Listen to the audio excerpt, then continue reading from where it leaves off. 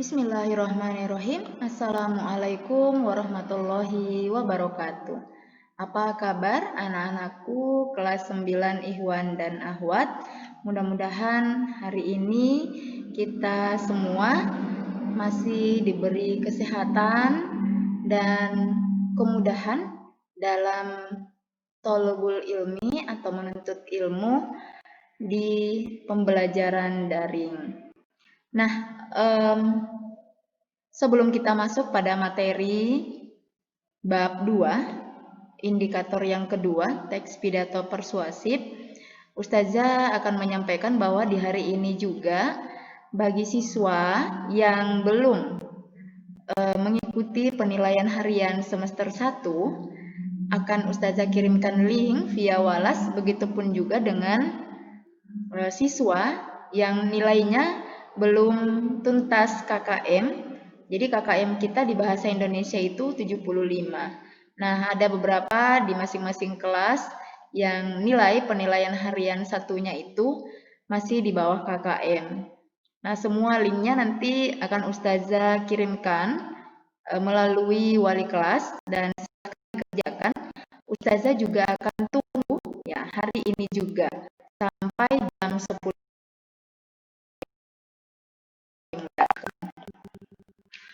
Baik anak-anakku, kita masuk pada pembelajaran hari ini, yaitu ciri kebahasaan teks pidato persuasif. Nah, di dalam struktur dan ciri kebahasaan teks pidato persuasif, ada indikator dan tujuan pembelajaran yang akan Ustazah sampaikan. Indikatornya yaitu peserta didik diharapkan dapat menelaah dan mengidentifikasi struktur ciri kebahasaan serta menuangkan gagasan pada teks pidato persuasif. Sedangkan tujuan pembelajaran kita adalah menelaah dan mengidentifikasi struktur dan ciri kebahasaan serta dapat menyampaikan gagasan pada teks pidato persuasif. Struktur dan kebahasaan nanti di sini akan Ustazah jelaskan. Yang pertama adalah struktur pidato persuasif terdiri dari 3 poin. Yang pertama ada pembukaan, ada isi, dan ada penutup. Pembukaan itu sendiri adalah atau terdiri atas salam pembuka, sapaan, ucapan syukur, ucapan terima kasih, dan tujuan pidato. Nah, di dalam pembukaan pidato ini tidak harus lengkap, tapi paling tidak ada yang mewakili. Begitupun juga dengan isi. Nah, pada isi pidato itu memaparkan permasalahan atau materi yang akan disampaikan. Permasalahan di sini diuraikan secara terperinci dalam isi pidato. Jadi dalam isi pidato ini kita sampaikan semua hal-hal yang ingin kita sampaikan kepada pembaca atau pendengar. Selanjutnya adalah penutup. Penutup merupakan bagian akhir pidato. Penutup terdiri atas kesimpulan, kalimat ajakan, ucapan terima kasih, permohonan maaf, dan salam penutup. Di penutup atau di bagian penutup sama dengan pembukaan, jadi tidak perlu harus lengkap. Nah, kalimat ajakan di sini itu harus atau penting untuk kita cantumkan di dalam bagian penutup. Kenapa? Karena sekarang kita mempelajari teks pidato persuasif, yaitu pidato yang sifatnya mengajak. Selanjutnya adalah ciri kebahasaan teks pidato persuasif. Di dalam slide ini Ustazah cantumkan 6 poin. Yang pertama adalah kalimat aktif, kata tugas, kosakata emotif, kosakata bidang ilmu atau istilah, sinonim, serta kata benda abstrak. Nah, Ustazah akan jelaskan satu persatu. Kalimat aktif adalah kalimat yang subjeknya aktif melakukan kegiatan atau aktivitas. Untuk kalimat aktif ini bisa kalian lihat pada buku paket halaman 55, di situ dijelaskan secara rinci ya. Nah, di sini ada contoh yang Ustazah cantumkan. Ini juga Ustazah ambil dari buku paket kalian. Contohnya adalah bangsa kita memiliki semangat kebersamaan atau gotong royong yang sudah teruji oleh sejarah. Kata atau kalimat aktif yang Ustazah cetak miring ini adalah memiliki. Jadi kalimat aktifnya itu adalah memiliki. Nah, kata atau kalimat aktif itu yang subjeknya aktif itu biasanya berpredikat me atau ber. Nah, contoh milik jadi memiliki. Ya, dia aktif. Panjat memanjat, ya. Jalan berjalan. Nah, itu contohnya semua adalah kalimat aktif. Namun tidak selalu dibubuhi predikat me dan ber, ya. Ada yang tidak. Nah, contohnya bisa kalian lihat di buku paket. Contohnya mereka kini sudah pergi. Pergi itu adalah kalimat aktif. Kenapa? Karena melakukan kegiatan atau kata pergi ini adakah imbuhan atau predikat me dan ber? Tidak ada. Tapi dia termasuk kalimat aktif. Selanjutnya adalah kata tugas. Kata tugas terdiri dari kata depan, ya, ada kata depan, kata sambung atau penghubung, biasa juga dikenal dengan kata konjungsi. Kata sandang dan kata seru. Kata seru di sini bukan tanda seru, ya, tapi penyeruan, menyeru, ya. Nah, kata depan sendiri ada di ke daripada.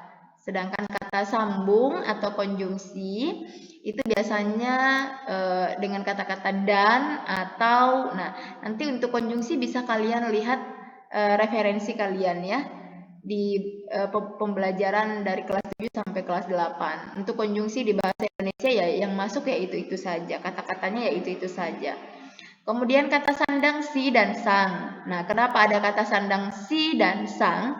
Ini bukan teks cerpen. Kenapa di teks pidato itu ada kata sandang si dan sang yang kita gunakan? Karena memang pidato itu sama dengan kurang lebih hampir sama dengan dialog, ya. Jadi ada pendengar dan ada pembicara. Nah, seperti itu. Contoh, marilah kita jaga dan rawat bersama agar nilai kesetiakawanan sosial itu bisa terus tumbuh dan berkembang di tengah tantangan perubahan zaman yang tidak mungkin kita hindari. Kata-kata yang Ustazah cetak miring ini itu termasuk adalah kata-kata tugas. Selanjutnya adalah kosakata emotif. Kosakata emotif adalah kosakata yang berhubungan dengan emosi atau perasaan yang bisa membuat pendengar tersentuh emosinya ketika menyimak atau mendengar atau membaca pidato yang kita sampaikan. Contoh, hal itu bisa terjadi karena bangsa kita memiliki semangat kebersamaan dan gotong royong. Nah, kalimat memiliki semangat kebersamaan dan gotong royong ini adalah termasuk kata-kata yang berhubungan dengan emosi, ya. Emosi atau perasaan. Berikutnya adalah kosakata bidang ilmu atau istilah. Nah, ini berulang kembali di teks pidato persuasif, ya.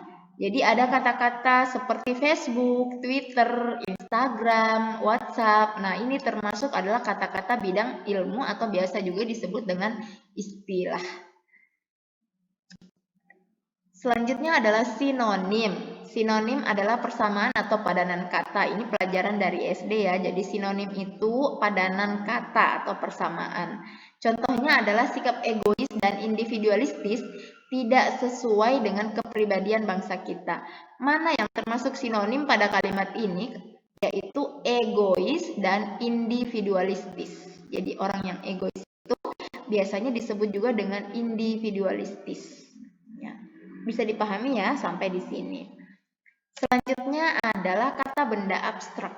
Nah, kata benda abstrak ini adalah kata yang menyatakan benda yang sifatnya abstrak atau tanpa wujud karena tak bisa ditangkap oleh panca indera.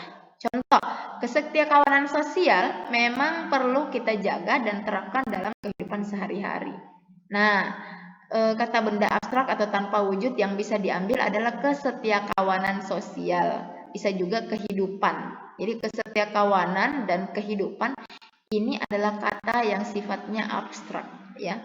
Kesetiakawanan ya ini hampir sama dengan kata-kata emotif tadi, ya. Kesetiakawanan bisa kita rasa tapi nggak bisa kita lihat, wujudnya kita nggak bisa lihat. Nah, sama juga dengan kehidupan. Bisa dirasakan tapi wujudnya tidak bisa dilihat. Nah, selanjutnya adalah langkah-langkah di dalam menyusun teks pidato persuasif.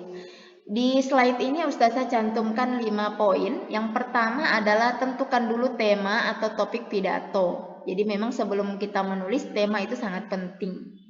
Kemudian yang kedua adalah mendaftar pokok-pokok pidato yang akan disampaikan.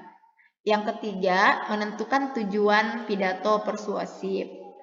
Dan yang keempat adalah menyusun kerangka pidato persuasif. Nah, ini kerangka ini penting ya untuk mengembangkan ide atau gagasan ketika kita menuangkan isi dari pidato yang akan kita sampaikan. Kemudian kembangkan kerangka pidatonya, kembangkan sedetail-detail mungkin ya. Sehingga kenapa ada beberapa teks yang berparagraf-paragraf itu karena sudah dikembangkan. Nah, ini juga bisa kalian lihat penjelasannya di buku paket halaman 58. Ya, syukron dan selamat menyimak ya anak-anakku semua kelas 9 Ikhwan maupun Ahwat. Harapannya dengan slide ini bisa menambah ilmu ya, bisa menambah ilmu kalian serta jika perlu untuk dicatat maka dicatat ya karena ini semua nanti materinya akan masuk lagi di PH berikutnya. Mudah-mudahan kalian bisa menyelesaikan setiap tugas-tugas yang sudah kami sampaikan, yang sudah Ustazah berikan. Ustazah akhiri, billahi taufiq wal hidayah. Assalamualaikum warahmatullahi wabarakatuh.